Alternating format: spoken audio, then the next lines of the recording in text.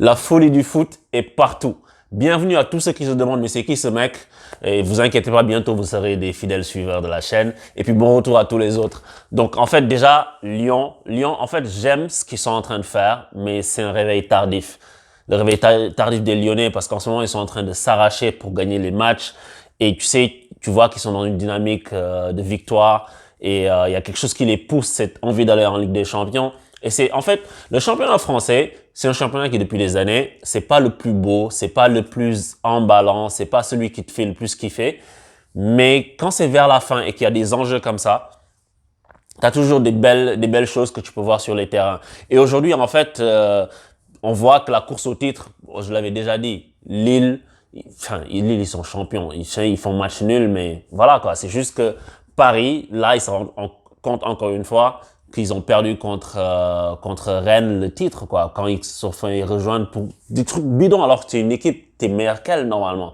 Mais c'est ça aussi le foot, c'est fou. Et Herrera dit à la fin du match que le foot est dingue. On a vu Alisson marquer parce que lui aussi il a suivi ça, le gardien de but de Liverpool qui marque pour les maintenir dans la course pour l'Europe. Et en France aussi, je pense que c'est une belle lutte pour aussi bien pour le titre que pour la Ligue des Champions.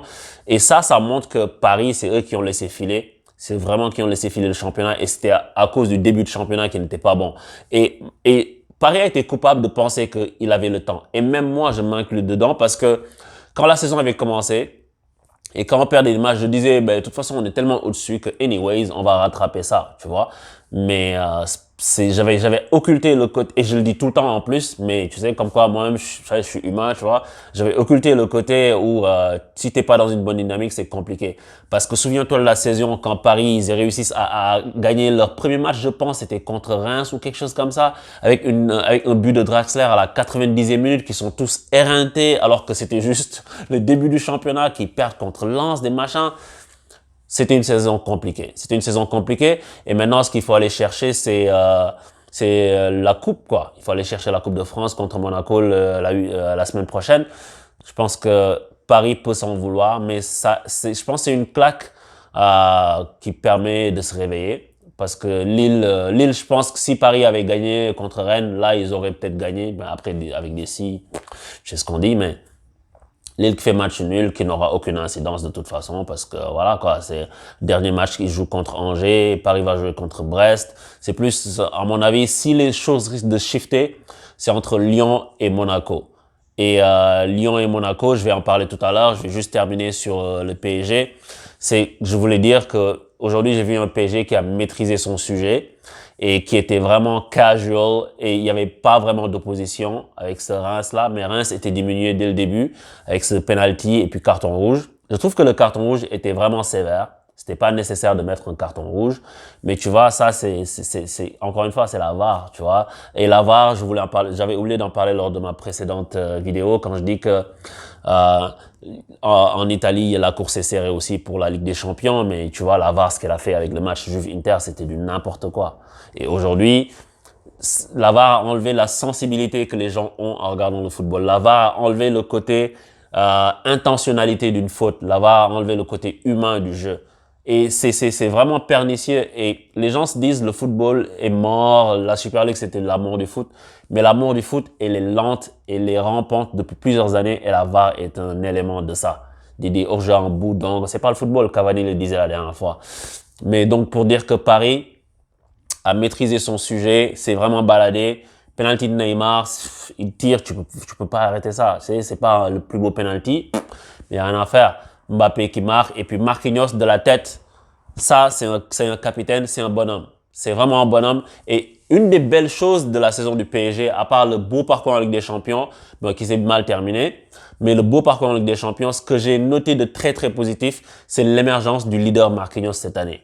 Parce que c'est la première année où il est responsabilisé en tant que capitaine. Il est mis capitaine, il n'est plus caché derrière Thiago Silva. Maintenant, c'est lui la figure de proue de la défense centrale parisienne. Et je pense que ça, il l'a bien pris. Et en fait, je vois en Marquinhos, et côté bien ce que je suis en train de dire là, vous allez voir que dans quelques années, les gens vont le dire, sûrement, les gens vont faire la comparaison. Je dis que Marquinhos est le nouveau Sergio Ramos. C'est moi qui vous le dis. Marquinhos est le nouveau Ramos. Tu sais, les coups de tête qu'il met, décisif, rageur, leader, capitaine, qui va de l'avant. et qui est là pour tirer son équipe vers le haut à chaque fois qu'elle doute, c'est pas un hasard. Et je pense que c'est une ascension. Et je suis en train de voir Ramos, en fait. Je suis en train de voir Ramos, comment il a évolué quand il est arrivé de Séville dans la défense du Real. Il était sur un côté. Souviens-toi de Marquinhos qui jouait défenseur côté droit sous Laurent Blanc parce qu'il y avait un embouteillage dans l'axe avec Thiago Silva et puis David Luiz, etc. Marquinhos, je le vois faire le même parcours. Et je pense qu'il ira très très haut. Et je voyais les Rio Ferdinand dire que oui, mais Marquinhos, si je suis un club, c'est lui que je vais chercher. Il est imbougeable, mon pote. Il est immuable, le Marquinhos, il va pas aller nulle part. Donc, repose-toi pour ça.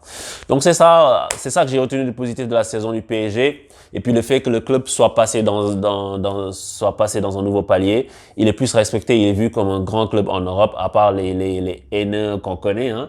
Tout le monde sait que c'est un grand club maintenant. Tu fais pas finale, demi-finale, pour rien. Donc, ça, c'est une bonne chose. Et maintenant, je vais terminer juste avec Lyon-Monaco pour dire que j'ai envie de voir Lyon en Ligue des Champions, tu vois, parce que ce qu'ils font, c'est beau, mais Monaco aussi, ce qu'ils font, c'est très beau.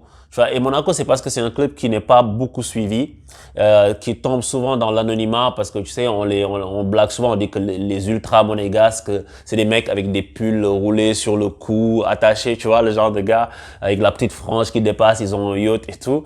Donc Monaco, c'est une équipe, enfin, quand ils gagnent, quand ils perdent, tout le monde s'en cogne un peu, tu vois, mais bon, mais c'est une belle équipe. C'est une belle équipe à avoir joué. J'espère qu'on va les battre en finale. Mais Lyon s'est réveillé tardivement.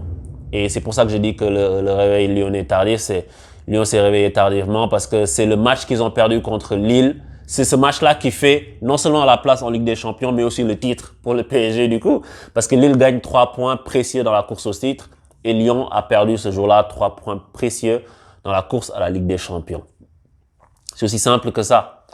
Et pourquoi, en fait, j'aurais aimé voir plus Lyon et Monaco en Ligue des Champions avec Paris que Lille, et que les supporters lillois me pardonnent, tu vois, c'est pas contre Lille. Je pense que Lille, s'ils gagnent le championnat, ils auront mérité, même si PSG le perd, hein. Mbappé, ce qu'il a dit, c'est vrai. Mais on est dans un monde où maintenant tout le monde s'offusque de tout. Oh, vous avez dit ça. Calmez-vous, tu vois, s'ils sont champions, ils sont champions d'ailleurs, ils ont mérité et tout. Mais les départs que je vois poindre à Lille, tu sais, ton entraîneur qui sera plus là, ton gardien qui fait une très belle saison qui ne sera plus là, et qui encore, on sait pas encore, on est juste à la fin de la saison. Donc ça fait que si tu vas en Ligue des Champions, tu vas devoir galérer pour sortir des poules. Alors, est-ce que tu n'es pas en train de prendre la place de quelqu'un qui aurait pu faire mieux? Je sais pas. Parce que tu te renforces pas, en fait. Peut-être qu'au mercato, ils vont le faire, mais en tout cas, tu perds des choses qui ont fait, des choses clés qui ont fait ton succès. Et je trouve que c'est ça qui est dommage côté Lillois, quoi. Mais bon, après, on verra ce que ça va donner. On va regarder la dernière journée ensemble, easy. Moi, je regarde en tout cas la Ligue 1, je regarde ça de façon tellement casual parce que je sais que tout est joué. Tu vois, j'ai pas de stress. Je me dis pas, ah, ils vont marquer là. Non, je regarde ça. Advienne que pourra, tu vois. Et c'est plus, la tension, elle est au niveau de l'Italie. Parce que l'Espagne, ça m'a l'air plié. Ça m'a l'air, mais le football, c'est fou. Et l'Angleterre pour voir qui ira en Ligue des Champions. Donc, je pense que c'est ça qui nous reste comme suspense, palpitant. Et puis après, on verra pour l'Euro. On m'a demandé si je vais commenter l'Euro, sûrement. Peut-être pas tous les matchs, mais je vais sûrement aussi débriefer des gros matchs de l'Euro. Mais on n'est pas encore là. On a encore une Ligue des Champions à jouer, une finale à voir qui va gagner. Et puis c'est ça quoi. En tout cas, on se pour tous, bienvenue à tous les nouveaux et puis je vous dis à très bientôt. Ciao.